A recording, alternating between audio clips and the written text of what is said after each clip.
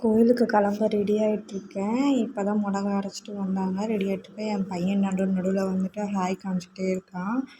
ஒரு வீடியோ கூட நிம்மதியாக எடுக்க விட மாட்டேங்கிறான் அவன்.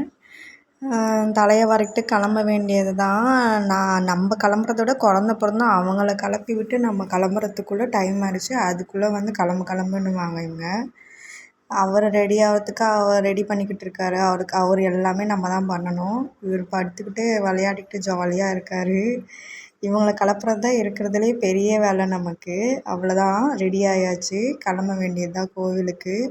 காலைலேருந்து கோவிலுக்கு போகலான்னுட்டு இப்போ தான் கிளம்புறோம் நாங்கள். நம்ம கிளம்ப தான் லேட் ஆயிடுது. இவங்கள கிளப்பிட்டு நம்ம கிளம்ப வேண்டியதாக இருக்குது. கோவிலுக்கு வந்தாச்சு.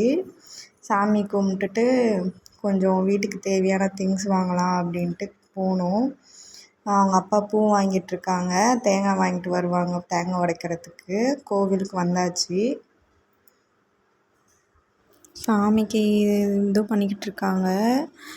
உங்களுக்கு பிடிச்சிருந்தா லைக் பண்ணுங்கள், சப்ஸ்கிரைப் பண்ணுங்கள், ஷேர் பண்ணுங்கள்.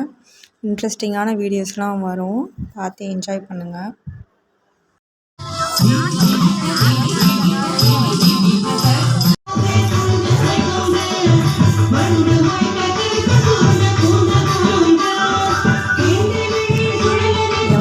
ப்ரோக்ராம் கூட பரதநாட்டியம் ஆடிக்கிட்டு இருக்காங்க. பார்த்துட்டு இருக்காங்க. டைம் ஆச்சு, ஆனால் வரல.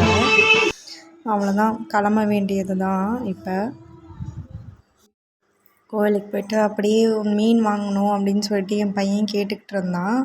சரி, அதனால் மீனை வாங்கி 2-3 மீன், நிறைய மீன் செத்து போச்சு. ஏன்னே எங்களுக்கு தெரியல.